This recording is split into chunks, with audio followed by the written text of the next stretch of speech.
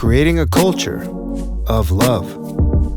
There's nothing really special about this. It's just expensive to get it. Well, I'm not an athlete. I'm not a celebrity. I'm not on camera. Like, why should I care about this? Why should this go in my life?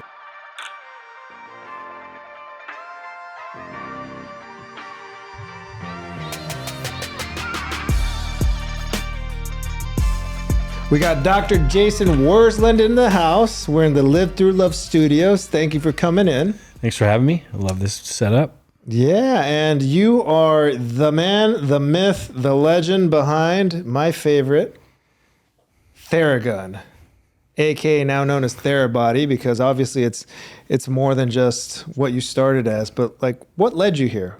Who are you? Unpack yourself a little bit. Okay, I'm Dr. J is what they call me at the office. Not to confuse you with Dr. J. The real guy.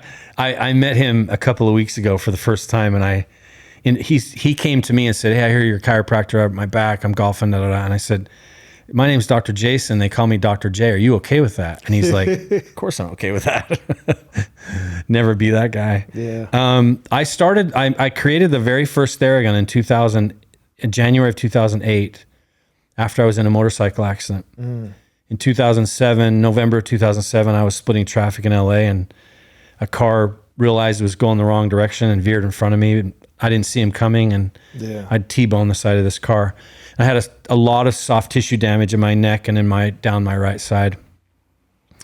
I was a chiropractor. I am a chiropractor. I had a practice at the time, and I went to my practice, and all of the things we had in our practice was for chronic pain. It wasn't for acute pain. And the pain I had was bad, and I wanted it to be gone. As I looked around the room, I was like, that won't work. That's not going to work. That's not going to help. I went in one of our treatment rooms, and we had a traction table where you lay on it and they give you traction, and it vibrated. And I remember when they taught us what the vibration was, is it releases the tension so your body can't guard, right? So I was like, oh, wow, I bet you that would work for this. So I grabbed a chair, slid up next to that table, and I just rested my arm on that table. And sure enough, dude, for like 30 seconds, I was like, oh my God, the pain, I could tolerate it. It wasn't just on all the time. Yeah. But then I learned in real time what accommodation is. So you're wearing a hat. You're not really wearing much else. But until I said that, you weren't thinking about it, because the body accommodated to that information. So I started experiencing this accommodation on this table. 30 seconds, 45 seconds. I'm like, man, what? It would sort of tease me. Like, this kind of working, but it's not working. My brother's also a chiropractor, and he was in a water skiing accident about 2 years before my injury.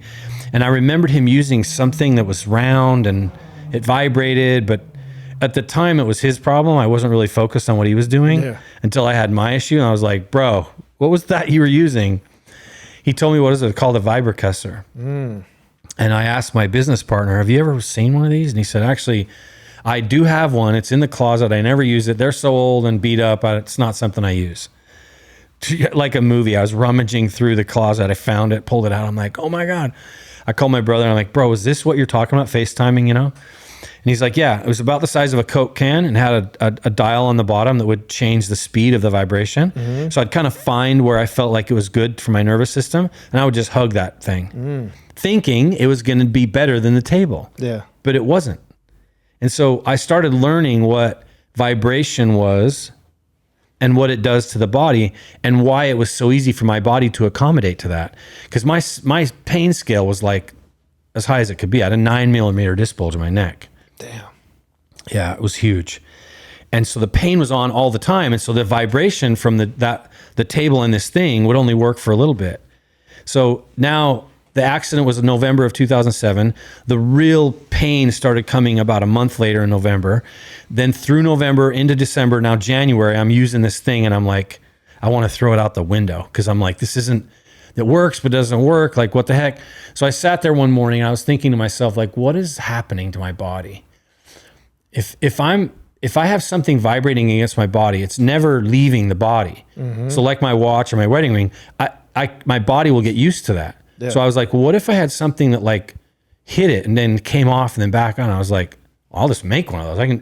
And I grew up, my family had a farm. I spent a lot of my summers on the farm. I worked in the construction world, flooring. So I did all types of flooring. So I was familiar with power tools, and I had some in my garage. Literally went to my garage, grabbed a jigsaw, brought it in, and that's what started this whole thing. And I got myself better in a short period of time, about 6 months, went back to practice. I thought I would run into it somewhere. It was amazing for me in my life. Someone had to have made this. I asked around, a bunch of sales reps in the medical supply business. They didn't know what I was talking about. Patient came in one day who had been on a head-on bus collision here in Los Angeles. He was a bus driver. He went through his windshield into the other guy's windshield, messed him up bad. And as I'm looking at his intake form, I could have taken his name off the top and put my name on there. His age, his income, his insurance, everything was me. And I'm like, that's the first time that I ever thought about using it on somebody else. I mean, as a chiropractor, I'm already a little bit hesitant to be fringy, you know? No, there's a lot of like shade in the chiropractic space, especially when I was in finance. We couldn't really insure chiropractors because there's a lot of DI fraud and a lot of things, or malpractice. So I get that you're already on edge. Yes. And I was sensitive to that too. So I'm like, I'm not bringing this to my office. Although it was so powerful in my life. It was a key to jigsaw, dude. How do I make a good waiver to let me use it? Yeah, right. So he comes in, I take his x-ray. I said, come back tomorrow. I've got something I think will work for you. He comes back the next day. I said, bring your wife. We're sitting in the x-ray room, and I just kind of go through his x-rays, and I told him what I'd been through, and I said, here's this thing. And he's like, what? So he takes it home, and for the next 6 to 8 months, he did the same thing I did, and he got better really fast. I'd been gone to see my family, kids in Utah. I came back. It was gone for a couple weeks. My secretary said, you should go see your patient. He's waiting in your room. As a chiropractor, that means they've probably not been compliant. Yeah. They've probably digressed, and he's probably in a ton of pain just waiting for me to come in there. Yeah. So as I'm walking towards the room, I hear the Theragun on. It wasn't Theragun at the time. Yeah. And I was like, of course he's still in pain. Like, what? I turn the corner, and he's sitting there with this huge smile on his face, just moving around his leg. And he's like, Doc, you got to figure this out. It saved my life. And you and I are friends, so you'll understand when I say this, but the universe punched me in the chest that day. Like just this huge sort of like, oh, wow, he's right. I got to figure this out. No one's crazy enough. No one had the experience that I did. And no one had, in my life, no one understood the tool world like I did. So I was like, okay, here goes. So from 2008 to 2016, I figured it out. I made 5 different versions, learning what the frequency, amplitude, and torque had to be.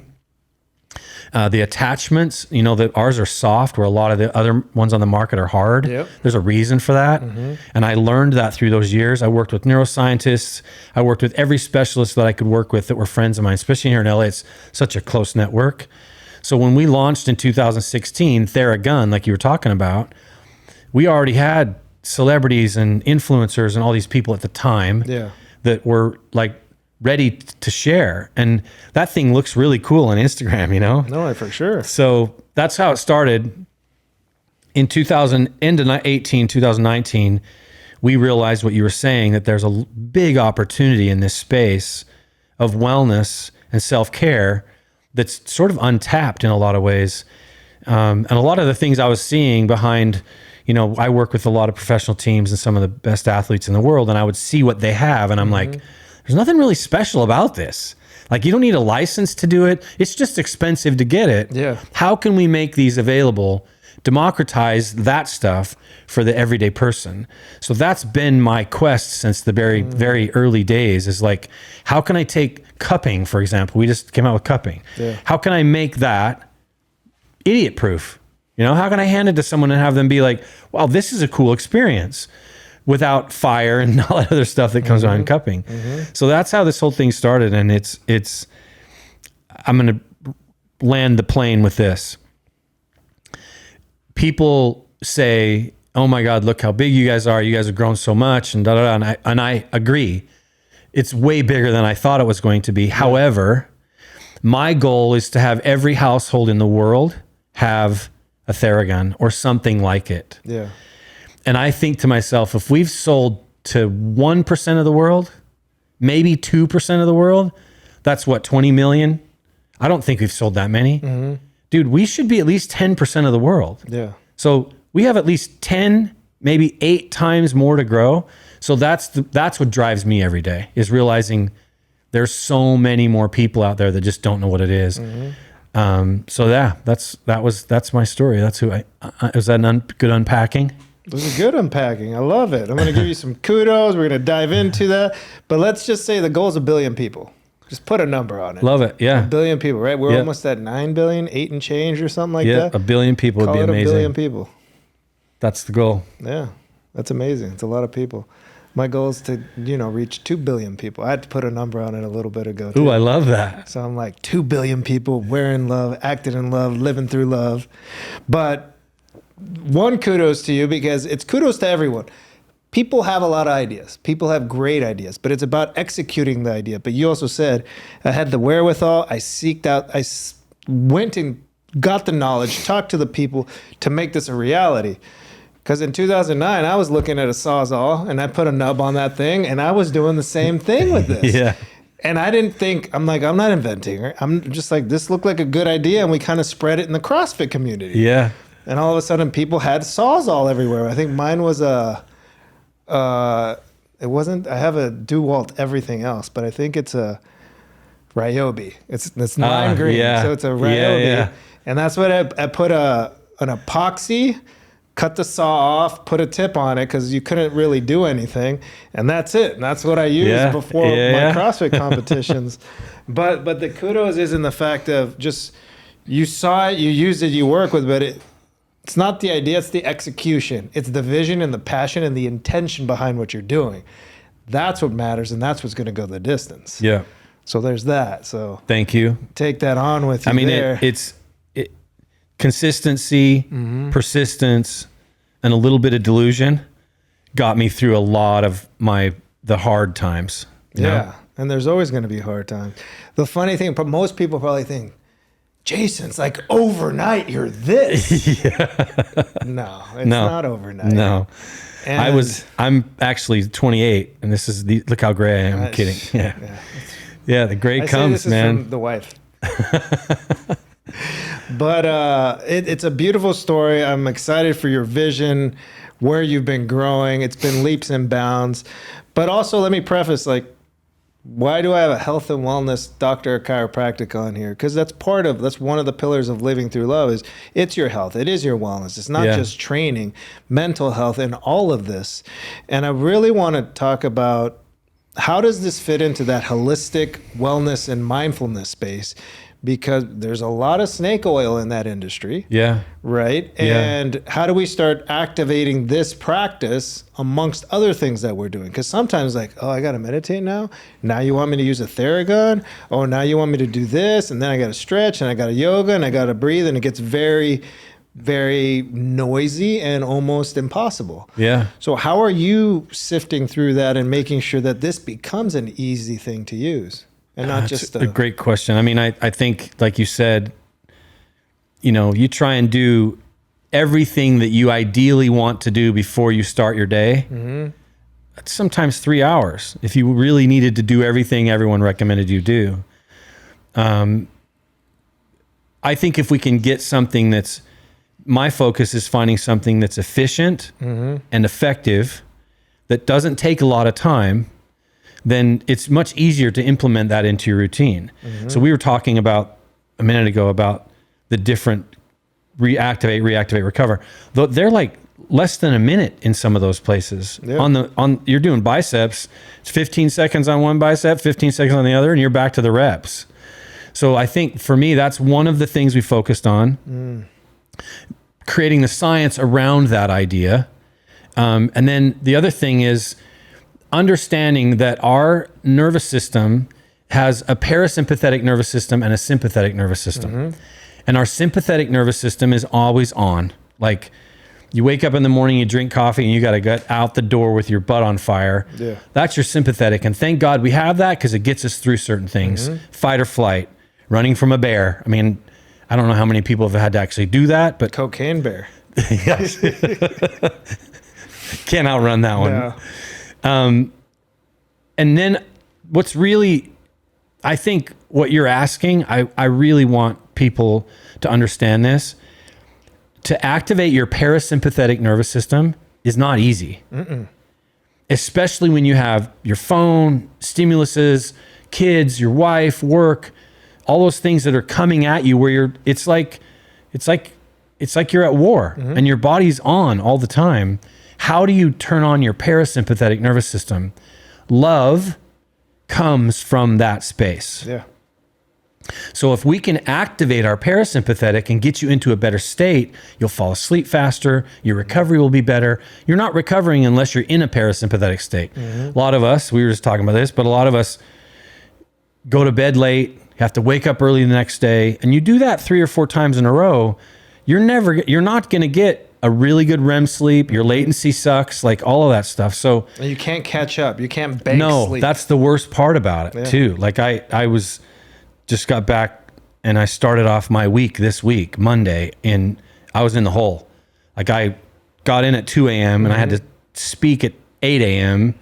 and I had to finalize my speech in those hours. And then and Tuesday was a mess. Wednesday, I finally started catching up. So to answer your question, I think a wellness company like Therabody we campaign for self-care. And I like to say self-love because self-care I think is overused. Yeah. And if you're not taking care of yourself physically and mentally, they say you got to light your candle before you can light others. You got to love yourself before you can love others. I think that also comes in the physical side of things, but the physical and the spiritual cross over through the parasympathetic nervous system. And if you can activate the parasympathetic nervous system, then you're going to find a more peaceful life. So Theragun, we learned in the recover part, activate, reactivate, recover.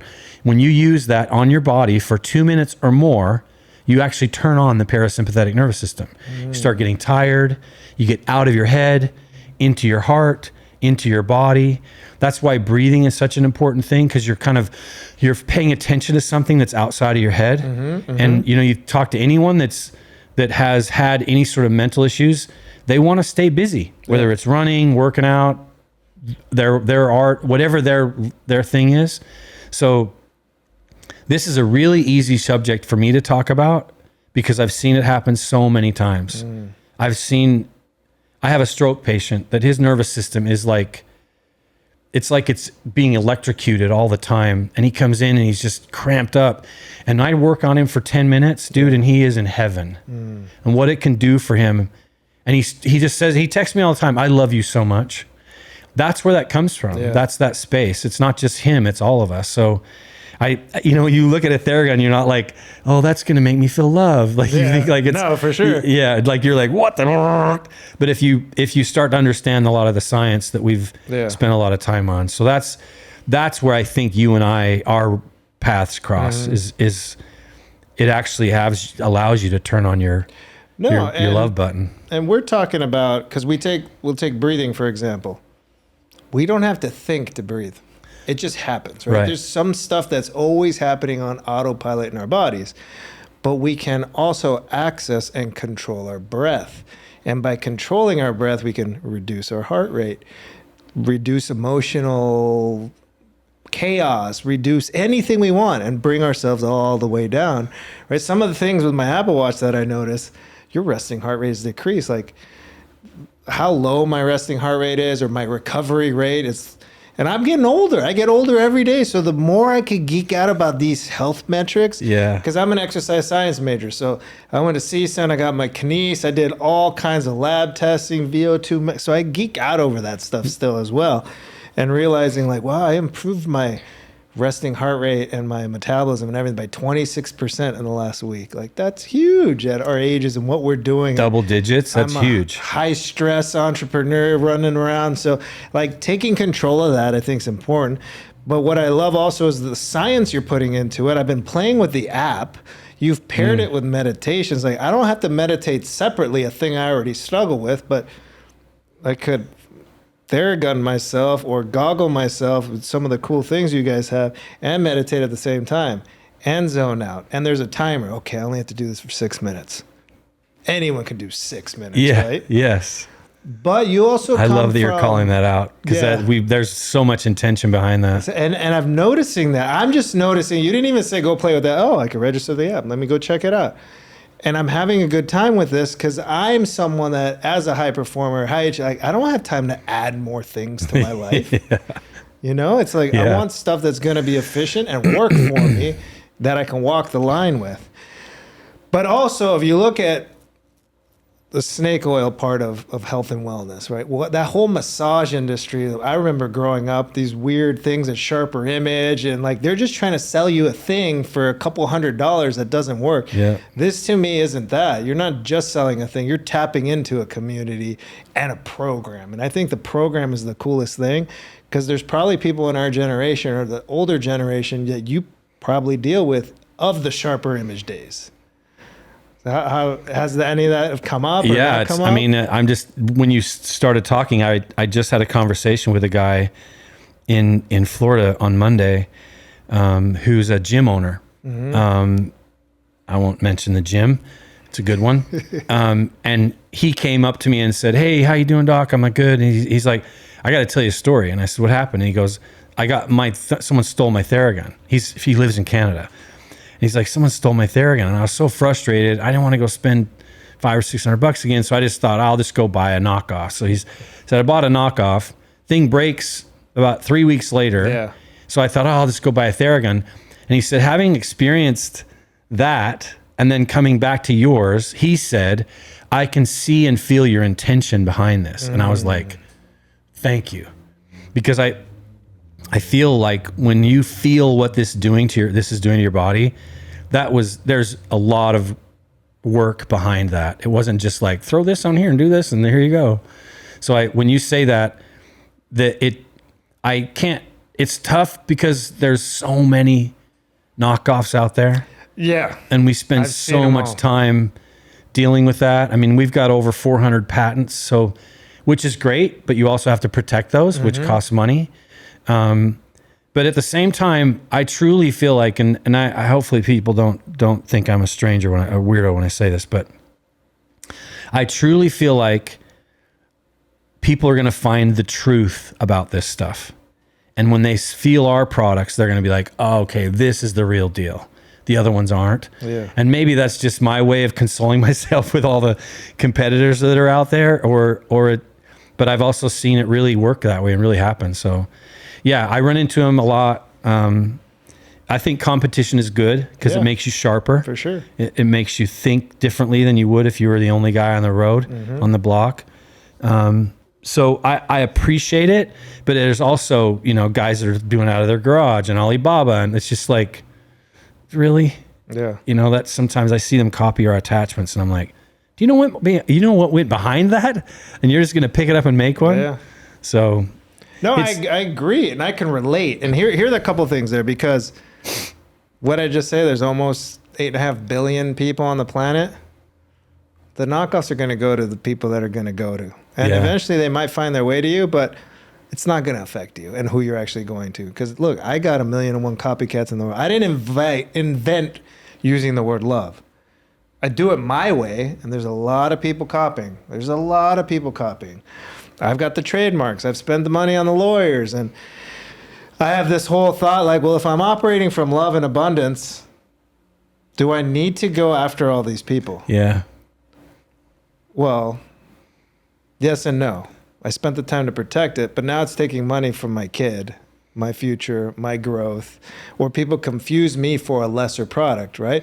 Imagine one of these guns. Hey, look at your gun, Jason. And you put it on, it's like broken. It's half the weight. It's 10 times as loud. It sounds like a broken rabbit. Like, and you're like, no. So it's like, what are we protecting? I think we're protecting our integrity and our intention. It's not coming from a place of scarcity, but like we're giving a gift to the world. And, if you attack it that way, I don't think it's an issue. But it is a problem, and it's a problem in anything. Fake Nikes, fake this, fake that, fake everything. Yeah, I had an experience at one point where we had to decide whether we were going to continue on a lawsuit. And we were at the time developing another product, and I was looking at the money, and I was like, I don't want to do that. That felt like I was looking back, and I want to look forward. So let's focus on looking forward. Let's cover our butt, but I don't want to focus on what's back there. Yeah. If we can stay ahead of people will start to understand we're kind of the leader in this space. I mean, what we do and what we talk about. I had a meeting this morning, and we can't let the cat out of the bag because we know that people are going to copy everything we do. That's what I'm talking about. Yeah. Let's protect ourselves on the front end, but keep looking forward. Make sure we have attorneys that do the dirty work for us. Yeah. But it's a balancing act, especially when you're tired and you see something on Amazon, you're like, what? You suddenly pour some energy into that. And that's really been my personal challenge, is like not letting them, have free rent in my head. Yeah, and that's the conversation. So as an entrepreneur, and what are the steps that you're taking? Because this doesn't apply just to protecting your product. This is your health and wellness and sanity. So what is it that you're doing to practice to constantly move into that mindset? Meditation is really the biggest thing for me personally. Is that what you mean? Yeah. Whatever. Like, what has gotten you past the point of maybe Jason 10 years ago was like, oh, hell no, we're throwing every lawyer, the bank, maybe it's scarcity, maybe it's fear, but you're operating from a lens of love and it's a higher operating, I could tell. Yeah. So what is it how did you get wired that way? Dude, it was experience. I had my own experience with this thing, and every time I put it on my body, I was like, what the hell? How has no one thought of this? And then over the years, the 10,000 hour rule? Yeah. I think probably if you added it up, it's at least 10,000 hours, but it's all the experiences. And I was telling someone this the other day. I've treated thousands of people. There's been one person in my life, who said, I don't really like that. So when you have that sort of experience over and over and over again, what I started realizing is the truth. The truth is what was, is, and will be. Theragun was amazing. It is amazing, and it's going to be even more amazing. So for me, that's the truth that I've found. Okay. And once I locked in on that, man, I didn't care what audience I was in front of, because the confidence didn't come from me. It came from my experience and all the people that I'd seen from different issues. I mean, there was a girl the other day I was talking to, 14-year-old, lymphedema in her leg. She couldn't practice volleyball. And they're asking me, do your jet boots work for that? And I was like, that's exactly what they work for. Text me back, before and after pictures. Oh my God, she's starting to practice now every day, implementing this. Like, those are the kinds of things that I want people to understand, because that was changing her life. And for me, when you could bring someone back and now she's being joyful, she's showing love to her parents and her teammates and all that, instead of being in this dark hole because of something that's inhibiting her, those experiences over and over again are what give me the ability to sit here and talk to you about it. It's not me. It's not coming from me. I'm just sort of the conduit right now, So yeah, totally. So that's really what it is. It's just having the experiences where I've had, some athletes that have had every single modality used on them. And they're like, I've never had anything like this. This is amazing.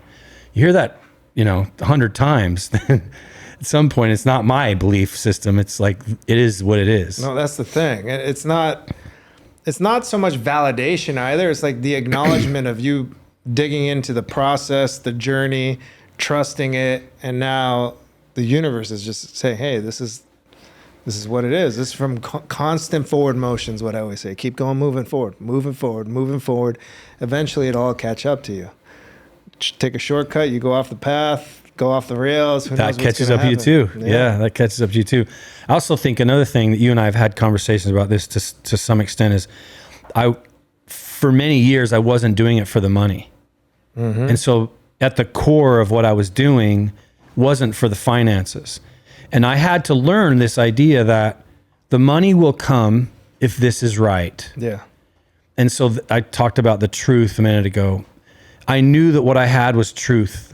And if I felt like if I could keep going with that, the money will come. And it has, in the way that I don't have to worry about it anymore. It's allowed me to do a lot of things that need to do and want to do for the company and for our brand. I travel a ton, but it's rarely for me. Yeah. It's mostly for the work. So I think that was also another core principle that I learned. I wasn't doing it for the money. Yeah. You're doing what you love. Yep. Yep.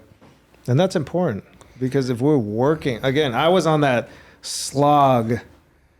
It's for the money. In my 20s, it's for the money. Hell yeah, I'm 20. I need rims. I need watches. I need girls. I need the club. I need it all. Of course, I never said any of that was wrong. The thing is, I learned from it, and I had to fall on my face. If I didn't learn from it, I'd still be in that. But like, that path leads you in one direction, and then when you crash from that path, hopefully you don't, because I've crashed from it and it's terrible. And then you get up and you learn from it. But I got up, kind of jumped back into the same thing, but caught myself. Because I'm like, shit, I'm in the same thing again, different business, but it's about the money again. They're like, how much did you sell today? I'm like, how about how many families I met with? Or how many families set up their trusts? Or how many families started retirement accounts? What'd you make today? Did you hit your numbers? Did you hit your quota? I'm like, I can't do this again. I don't care how much I'm going to make. That wasn't the reason. So once you're doing it for the reason of, hey, I want 1 billion people to have this thing because they're going to be healthier, feel better, and do things, of course that's going to bring you the money. But if that's the reason, it's not the reason. Right. I think the wisdom that you get from failing brings a sincerity to you as well. You know, like there's a humility to you that you have because of that. Nothing else would have given you that, you know, and I have the same thing. I think that also allows you to connect with people. I recently heard something, and I wish I could remember who said it. So I want to say it wasn't my idea, but ROR versus ROI, return on relationships versus return on investment. And to me, that's I got a new life the last couple of months, and realizing what tools I have available to me and how I can apply them. It's really about relationships. So I think that's also another thing that is tied directly to our brand is we are about relationships. We want to make sure that I have a 3-step process that I do with people. And I don't do it on purpose a lot of times, but it ends up being this way when I look back on it. I call it BRT, support, educate. Build a relationship of trust. That could take a year or a beer. Support. How do I support you? And I was doing that. I'm doing that with you. Yeah. You and Z. Like, what can I do to help you guys just in your life? Yeah. And then the last thing is educate. And I think some places you can actually X through the educate and call it sale, but I don't like that. Because I feel like if I can educate you on what this is, like we are right now to your audience, then the sale will come. Yeah. Excuse me. And you'll recognize the value of that in your life. That it's not like, oh my gosh, $500. I argue people like, how much do you have an iPhone? Oh, what'd you pay for that? How important was that to you? Exactly. Right. So those are kind of the steps that I've taken, and I've really focused on those in the last few months, just to kind of elevate my relationships and my connection with people. Yeah. And that's coming from being in service. Yeah. I believe when you're in service to the world, to anyone else, everything comes back tenfold. You just be in service. Stop taking. Just be in service. Yeah. You get so much back. So you don't even realize it. Yeah, dude, I mic drop. I mean, you could end on that. That's powerful. If you could teach your son that's just do that in your life, in your sphere of influence, like it would change a kid's life. Yeah. They get Instagram this and friends that and sports or whatever, and it ends up not being about that. Yeah. Which is our challenge, I think, So I gave a keynote this last weekend. It'll probably be a month by the time the episode comes out, and you followed up. How'd it go? As a closing keynote, and I'm an athlete. I'm like, oh, I got to deliver for my agent, for the conference, for everyone that hired me and put me here. Like, wow, it's a lot of trust. So I put all that weight on me, right? That's how we are as high performers. But there's a point in there, and I'm getting to the point. You followed up. You're like, hey, how'd it go? How'd you scale from 0 to 10? What would you give in yourself? So that was really cool just to even follow up. So that goes back to building relationship, checking in. But my closing argument, because to me it's about, well, how do we define love? How do we live through love? How do we practice it? But ultimately the close was, how do we be it? So living through love is more than a concept, it's a way of being.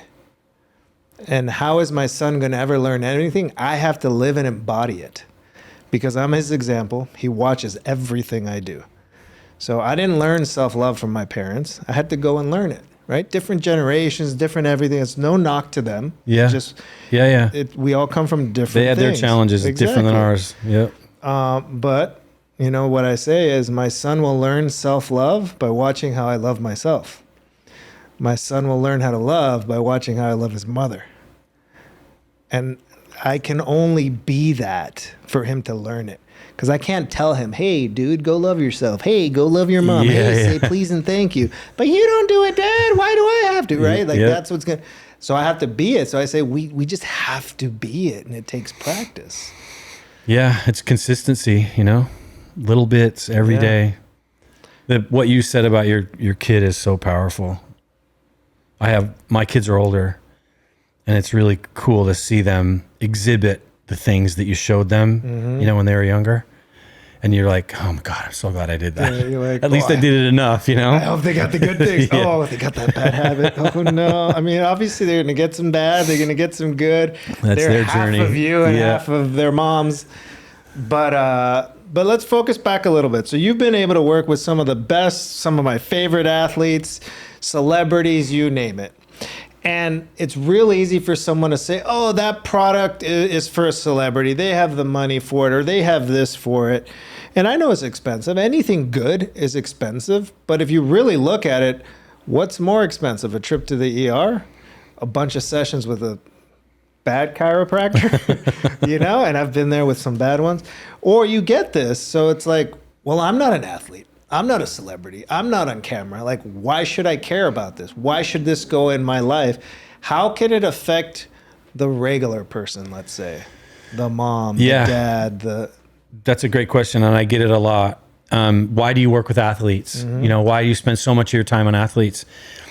An athlete's life, everything around them and their life, from their family, you know, I'm thinking of some soccer players I work with. Everything is about their performance and how they show up, because that's how they get paid. That concept is no different for a normal person. And so if I can make sometimes a double-digit difference in a professional athlete's life, I'm learning a lot of information, and I'm going to bring that back to the masses. So when people say this isn't for me, it's we Therabody, people don't know this, but I'll tell you this.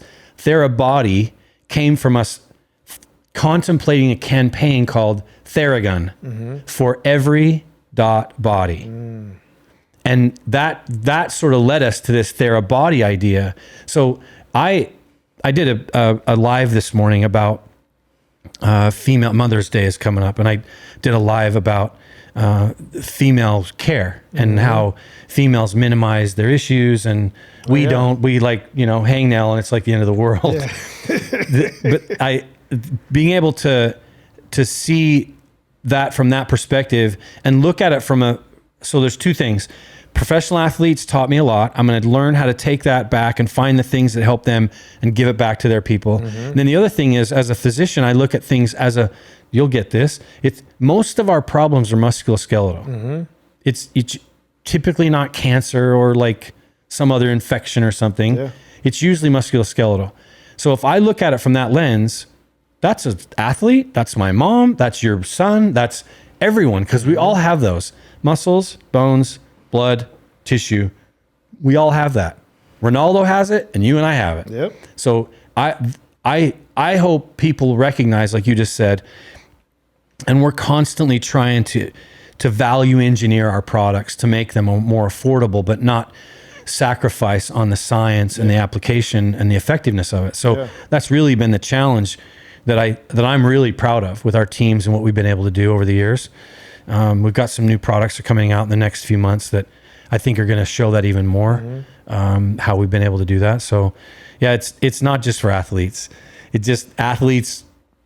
I watched this happen over a couple of years. They adopted it so quickly because they were like, I know what this is doing. Yeah. And it's tough for a guy that sits at a desk and commutes all day and has 3 kids and doesn't have time to do whatever to think, why would I use that? Theragun's science releases tension. Who doesn't have tension? And it could be self-inflicted, I know. right? It could be self-inflicted from running up a hill, or it could be from, sitting your laptop all day long and not realizing that you're in a horrible posture. So that to me is us again, kind of back to what one of the first questions you asked is, I feel like that's what people need to discover. Yeah. They'll start understanding like, oh, it works for me this way. Testimonials are so big for me to be able to have you, my mom, talk about from their own experience, this is what it's done for me. Then it's not salesy, then you're just sharing from your own experience. Yeah. And most of the time it's not like, hey, I jumped higher, or I lifted more weights, or it's most of the best testimonials. Like I mentioned, that girl has lymphedema. Yeah. That's an amazing one. Yeah. No, what I'm ultimately trying to get to with this right now is we're all athletes. Yeah. Let's not say we're not athletes. Okay, a professional athlete gets paid to play. Obviously, if I'm LeBron, I'm buying my own hyperbaric chamber. Yeah. I've got my own Dr. J in my back pocket, my chef, and all those things, because my entire livelihood is dependent on it. Like, I have to play at peak performance. But you're an athlete in your life. And this is where I'm trying to shift this. Like, if you're a dad and you're in traffic all day and at a desk all day, and you get home and your kid wants to play with you, and you're like, no, I hurt too much, or I don't want to hurt myself, or whatever, or you do play, and then you blow something out, and then can't play it. So I'm saying, take care of your body. You're an athlete in everything you're doing. I love that. It doesn't matter. That's it. You're an athlete of your life. Don't be a spectator. So don't think just because I'm not LeBron or Kobe or Cristiano Ronaldo. Look, you're not getting paid messy dollars, but you're getting paid $200,000 a year at your job to be the athlete there. Yeah, you got to perform. You're not getting paid to be a dad, but your kid's looking up to you to make sure you show up. So that's what it is. Are you an athlete of your life? Don't take yourself out of that equation. I love that. Male or female. No. Yeah. Exactly. As a dad, I was relating to that. Yeah, no. But you brought up the woman thing, and I want to bring that up because this comes up in conversations a lot with other women, and the martyrdom, the martyrdom. Like, I've had people tell me, I love your stuff, I wish I can get it, but like, I sacrifice everything for my kids, for my family. I can't even get myself a hoodie.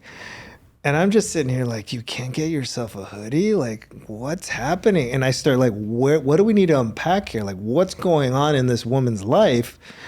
And that's everything. How they dress, how they care of themselves. They don't get their nails done. They don't get the facial. They don't get this thing because they think like they can't do that for themselves.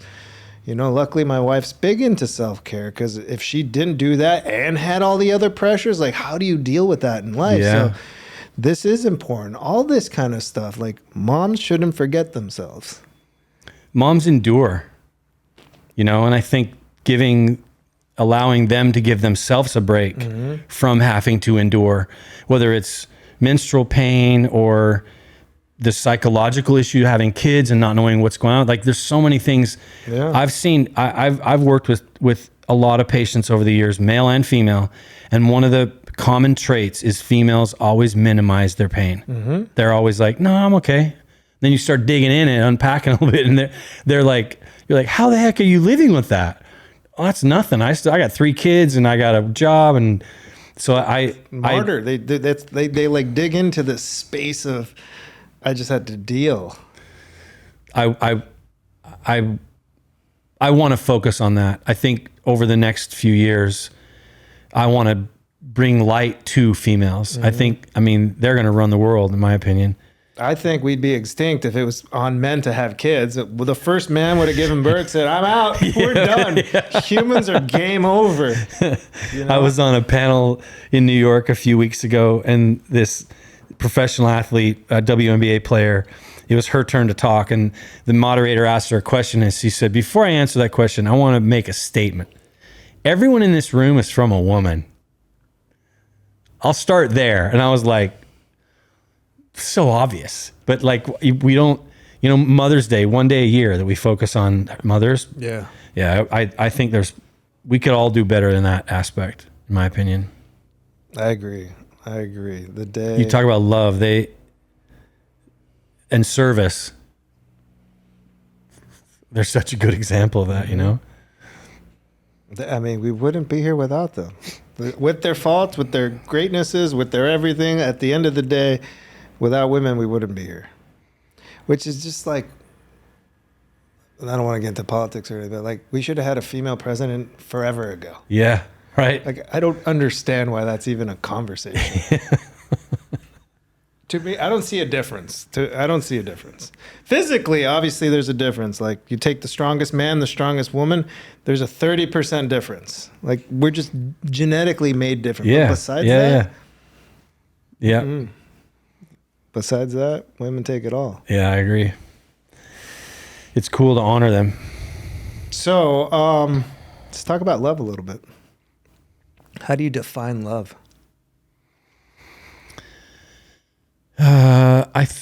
I knew you were going to ask me this, I think. I've been thinking about this for a while. Oh, there's another one then, too. Oh, man. You're going to take me off guard. I was only prepared for one. I think love comes from what you put your energy into and service. I know we talked about that a little bit, but I've realized I love my kids, obviously because they're my kids, but also because of all the time and effort and energy I put into it. So it's the focus, it's the time. Where your energy goes, your energy flows, and I feel like that to me is service and time is love.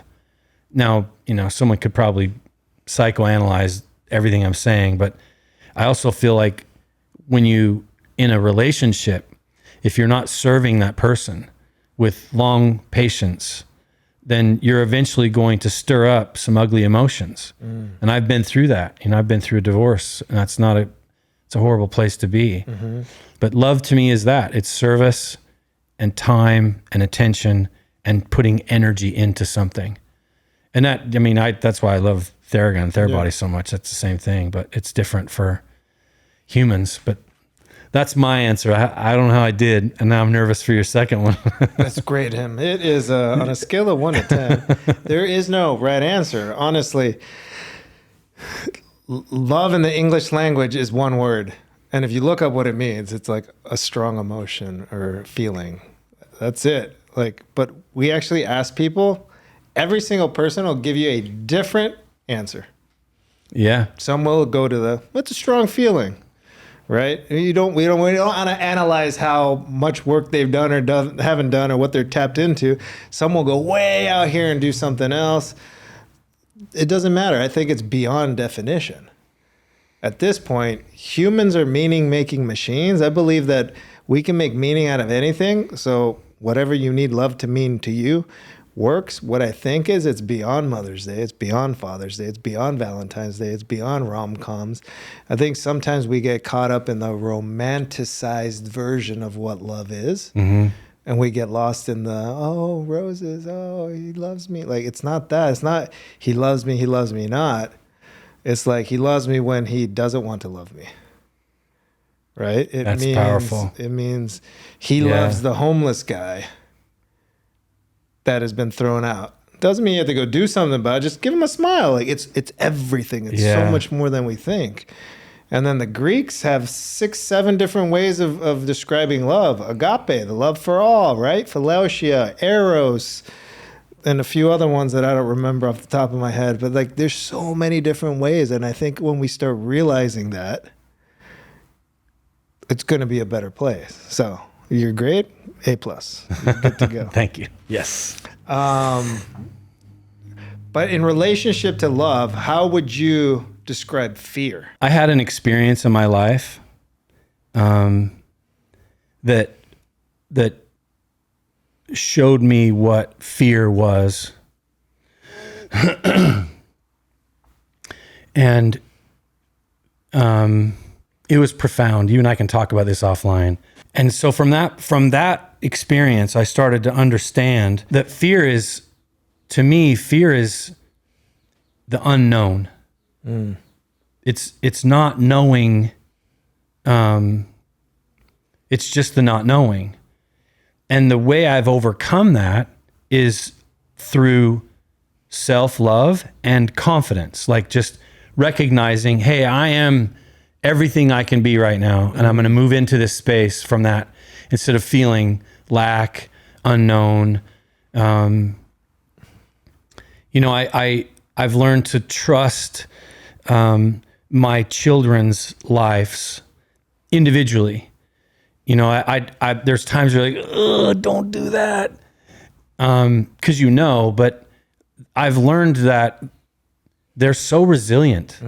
We are resilient, and we somehow thrive through all of this.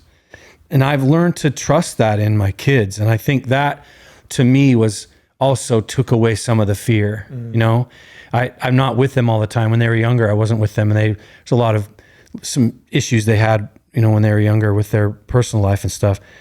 But I wasn't there. So I had to learn it the hard way, like I'm in a different state. I can't, And so I had to watch them go through the process, understand what they're learning from it, and come out on the other side. That experience sort of took me away from a fearful state. So I think to me, there's a couple things. Fear is fear of the unknown, fear of what might happen. But I feel like a lot of that is in our head. Oh yeah. Like the stories we tell it's meaning making machines. Yeah. Yeah. So I think I try to do my best to stay away from fear. There's a lot of things right now in my life that I could really stress and be fearful of. And I hate that feeling. And ultimately, in the long run, when I look back on my life, the things that I was afraid of, I can't even remember. Yeah. You know what I mean? Like, why was I don't even remember but it was the other things, the value, the relationships, the connection that I had with whatever it was. So that's another thing that I tell myself is like, this really isn't going to matter in 5 years from now. So why would I dump all this energy into that? Especially if it's fear, stress, things like that. No, and that's the most important thing is if we could realize the problem is when we're in it. But if we could have the wherewithal, That's so true. Right? Yeah. But if we could just ask that question, like, this isn't even going to matter. But we can't ask that. Like, how do we make that a practice, right? Ding, ding, ding. This is probably not going to matter. Reminder. Snap out of it. Yeah. You're in the thick of it. Like, Yeah. Dispenza talks about that a lot. It's about, to me, it's what I teach I have these things called Hump Day with Dr. J, and it's a breathing class about how to breathe things into your life. And we can talk about that if you want. But one of the things that I learned from Joe Dispenza is that reprogramming your thought process, inserting gratitude for certain things, coming up with a different story about things, not, first thing when you wake up, not sort of going through your shit list of like, I stressed about this yesterday, and is that just waking up in a different state of mind? So I think I learned the word distillation, and it's one drop at a time. If I'm going to give you a gallon of distilled water, I didn't distill that gallon at one time. It was little drops at a time. So I think the learning and the experience in our lives is distilled on us, and that is no different. Getting into a place where you're not stressed takes practice. It's not like you listen to some book and you're like, got it. Yep. It's like you got to implement this stuff on a consistent basis.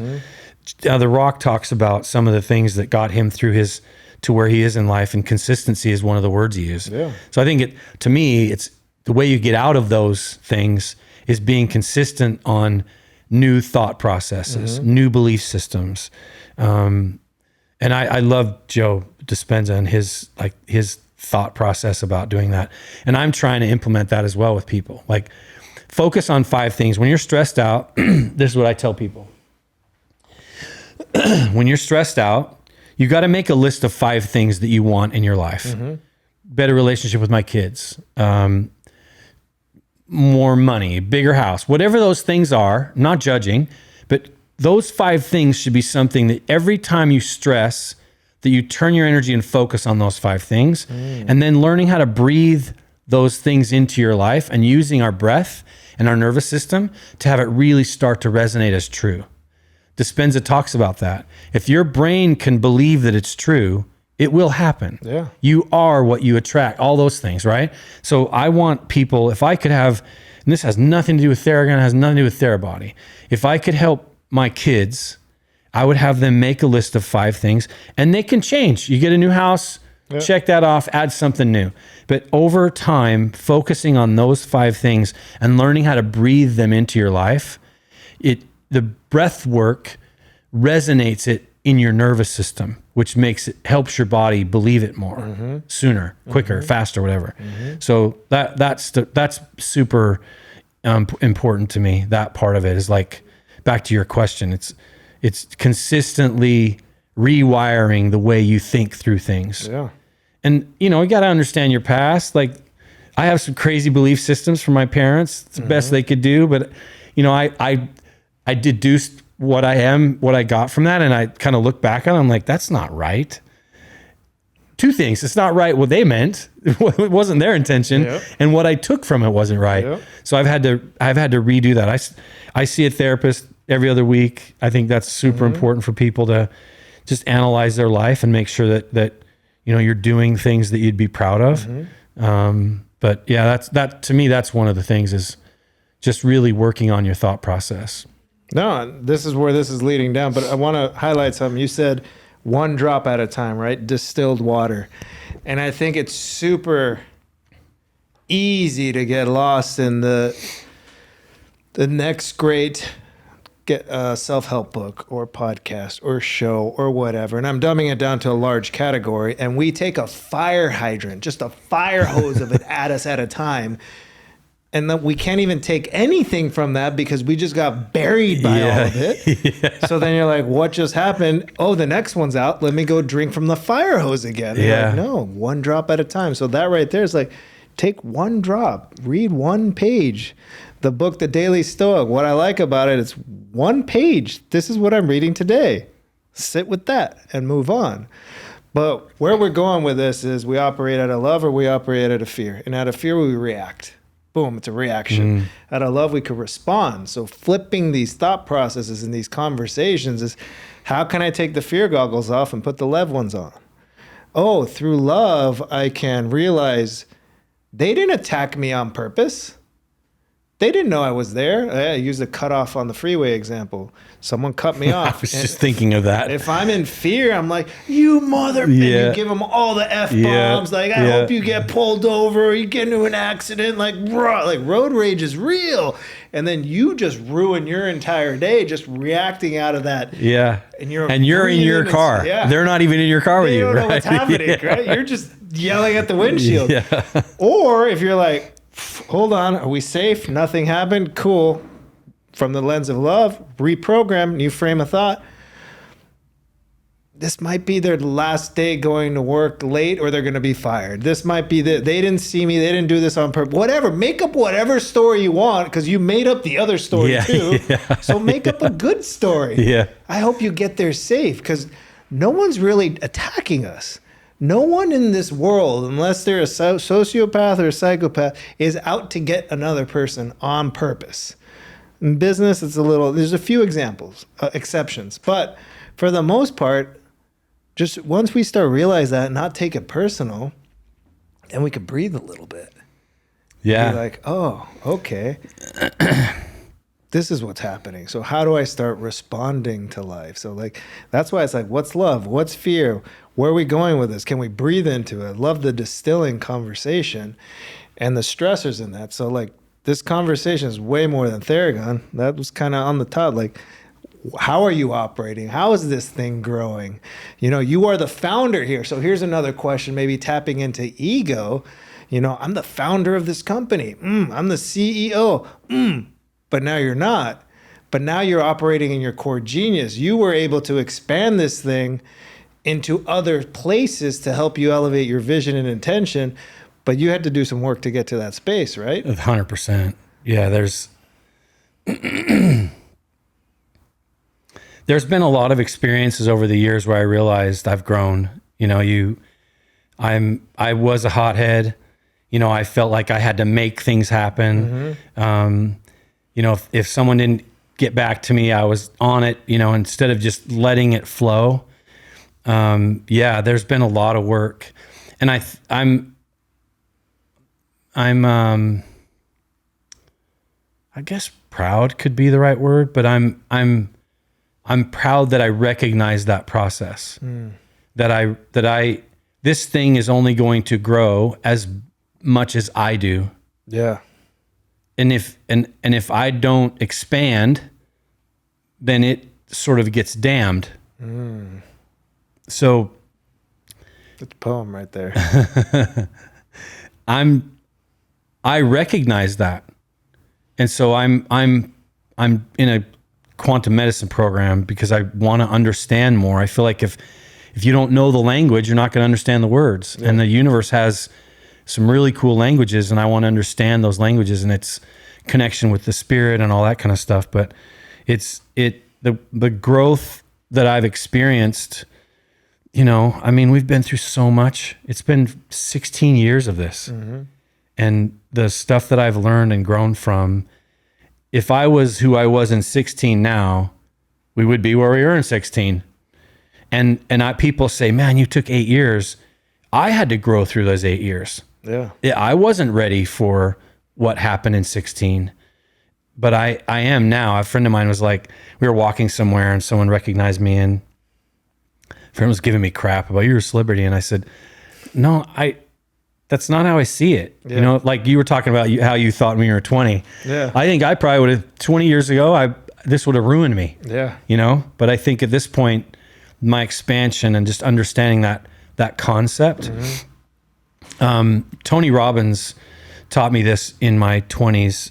And I've never forgotten it, but he said, if you can change 1% a day in any aspect of your life, in a year, it's 365%. Yeah. So I think that consistency, the tortoise and the hare concept of just be steady Eddie. That's one of the lessons that I've learned, because I was the hare. I was outrunning everybody at certain points in my life, right? You're running over everybody on the way up. You don't plowing care. them. I'm up there. Let's go. You're not coming with. I'm out. So that's a really good question. That a lot of people don't have the depth to talk about that like you do, but it is really understanding that. And I'm sure the same thing with you, like with what you do. Like you probably have these paradigms that you step into and you're like, oh, wow, I didn't see that before, but it's been around me the whole time. So I actually like that part of it. You know what I mean? I really like that part of it. I like learning and it be a personal journey. You know, I could sell the hell out of that to whoever. It's not about that. It's about like my personal journey. So that's a great question, man. We could talk about that. That could have its own podcast. Yeah, no, totally. And that's the thing. You just said I could sell the hell out of it. That's the easy part. But you want someone to use it.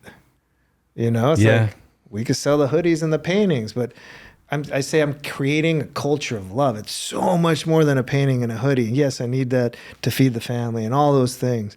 But that's not the intention. When someone messages me, hey, I wake up every day, I see the painting, I leave the house feeling love and positive and happy and grateful, no matter what happens to my day. Then I come home and it could be the worst day ever, and I come home and I see your painting, and then I'm right back to that happy spot and I let it all go. I'm like, that's why. That's so cool. Not because it's going to be worth way more one day. No, right. Yeah, you didn't invest in your painting. Yeah, that might be a happy byproduct, but that's not why. It's because of the other reason. It's what you're feeling inside. And I think that's the long play. You've given me some of your swag, and I know this is going to sound corny, and I'm not getting paid to say this, but I love wearing your stuff, pun intended, because when I do, I get people smiling, like they see what it is, and then they just kind of smile, and you see their energy changes sometimes, especially in airports. Oh yeah, you're cruising through by hundreds of people, and people glance over and they see that your hat. I had the hat on one time and I forgot that was the hat I had on. And I, halfway through the day, I was like, what the heck? And I was like, oh, that's why. So I love that, creating a culture of love. And it's not always action, right? Yeah. Like it's a feeling. And I think what you're doing with especially your swag, because it could be a walking billboard for people, you know? Yeah. Some of the cool stories that I guess people are like, I was at the airport, someone was wearing the hoodie, and I was wearing the hoodie, and I ran up to them, Ruben. They're like, no, I don't know Ruben. I love the hoodie. And I love the hoodie.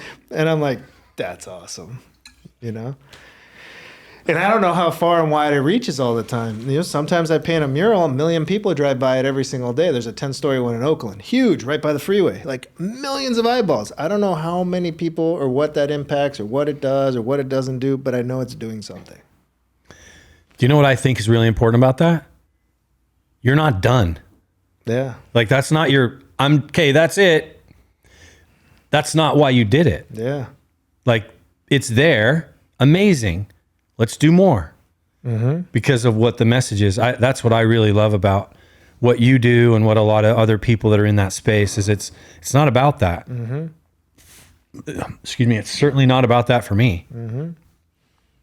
But it was a challenge to get out of that, like there was a time where money was a big deal. When you start raising money as a company, that's all people can focus on. And I'm over here like, hey, like I'm screaming, no, we have to, what's our why? Yeah. Why are we doing this? What's our Simon Sinek? Yeah. Seriously. So I've been lured into that sometimes where I find myself in that space and it's just it's like a sick feeling. But when I move back into my why and I'm focusing on what I'm doing and that it's not about, getting on TV with Good Morning America or something. It's actually about what was the message they shared and is that getting out there? I thought about something earlier on when you were talking about this, about just getting this out into the world. I haven't been able to express this to someone, so hopefully this makes sense.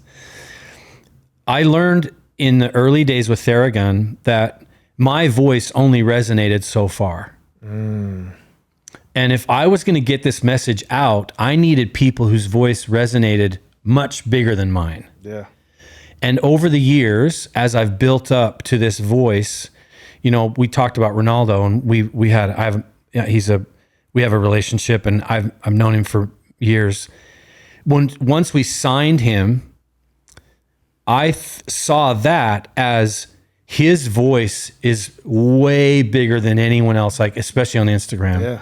So I think that's part of what you're talking about as well. One of the things that you and I have in common is it's the people that get it are sharing that message, and now it's many to many, not one to many. Exactly. And I think that's what quantifies things quickly.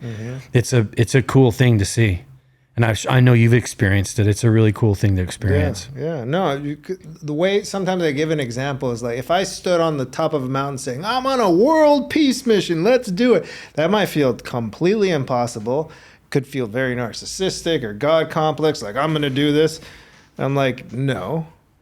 If I could change one person, and that one person could change one person, and that one person that changed one person, maybe it ripples out to all 8 billion people, and guess what? Maybe that could be world peace. So look, I'm not on a world peace mission, but it could be. Yeah. Right? So it's like, what are the things that we could create by these ripples? And let's figure out who we can amplify that voice with, which is why we need other people to help champion us, because it can't always be us. One of the reasons for the podcast is like, I paint it, I put it on all the things, I tell you how to do it, but now I'm having conversations with people living it through their voices, through their words, through their stories, through their products, their athletic careers, or whatever it is that they've done. And now we're like, oh, they're living through love too. Yeah, it's such a good reminder too of what you do. Like just being here with you is like I'm in a space now as we've been talking that I'm not in all the time, And I think people need that reminder. Jordan needed a coach. Ronaldo needs a coach to remind them of certain things because you get so in your space. I think what you're doing is a really strong reminder of just take a moment, just a second. It doesn't take a lot. No, exactly. And always talking to myself with all of it as well. So here's the question. You ready for I it? thought you were done with questions. No, this is the one. This is as we start closing down the show. So, Jason, Dr. J, quick tangent. You know, Remy knows Dr. J. Did I show you? I have some photos. We did a golf thing. He gave him fist bumps. Oh, you got to show me. Yeah, you got to show me. Remy won't remember, but I got the photos. I'll show you after He's this. a great guy. But, Jason, how do you define living a life through love? Service. You know, like I luckily I'm not in a place where I have to charge patients for service. And people say to me, "You still practice? Why do you do that?" And it's because that's what I love. And I love being able to work on someone and provide a service to them that they can't get from someone else. There was a thing I read the other day that said a true healer teaches someone how to heal themselves. Yeah. And that's really what I try to do. I think that's my way. Just as many people as I can, helping them learn that. And in my company, you know, we've got a few hundred employees and stuff. I've realized that's my role. When I walk into a room, they're expecting that energy from me, you know, like how can I help you be better in your space? So that's how I would define that. Perfect. Put yourself out of business. That's what I always say. Let's put ourselves out of business. If I never have to paint this again, you never have to talk about this again. And anyone should just put themselves out of business. I've never heard that. I love that. Oh, yeah. I love that. Man, you got me in my head about that now. Yeah. So thank you so much for coming in, joining us. My pleasure, sharing man. your wisdom. And congrats, obviously, on all the success. I've been seeing you grow. And it's beyond this. It's everything you're providing for everyone. Thank you. And where can everybody find you? Therabody.com is our website. Mine Instagram is Dr. Jason, DRJASON, Wersland. We have Therabody by a Reset by Therabody, which is our recovery centers. That's another place that people could go in their whatever communities they live in, if there is one. Yeah, that's it. I mean, take care of yourself. That's a message, you know, take care. We only get one body. Yeah. My brother just had shoulder replacement and it's never going to be the same. I had shoulder surgery, as you know, like 6 months ago. It's, you know, you can't replace it. So you got to take care of it. And I that's our message from a physical standpoint, is like, take care of your body, but that translates quickly over into the self-care, the mindfulness, the meditation, all that stuff. We can't upgrade our body into a new body. Not yet, anyway. Maybe not in 1,000 yet. years. Yeah, not yet. But I'm that's waiting true. for that. I want to be 99, 120, not in a wheelchair and not on all the pills. Walking fast, Walking fast. running fast. For sure. 7-minute mile. If I could still do that then. Wow. No, doubtful. You'd be what are those, the golden sneakers? There's a group. Yeah, there's a group of older people. I think you have to be 75 and older, and you do a run every week with groups of people, and it's called Golden Sneakers. Wow, that's awesome. And then they have the Senior Olympics. Do you know they have a Senior Olympics? I know about that. Yeah, you should get into that when you get 80. I'm down. Do the sprints. New goal. So one goal is play with my grandkids when I'm old, like stay healthy for that. It's always for the zombie apocalypse. You got to be ready. But now the Senior Olympics. Okay. It's never too late to make the Olympics. And thank you for your goal of 1 billion people. Yeah. I love that. Let's make it happen. It's much shorter than my explanation. I'm just taking in your own words and recapping you. Yeah, I love it. So thank you. Yeah, thanks for having me. Thank you so much for tuning in to Live Through Love. If you loved this episode, you'll love this episode.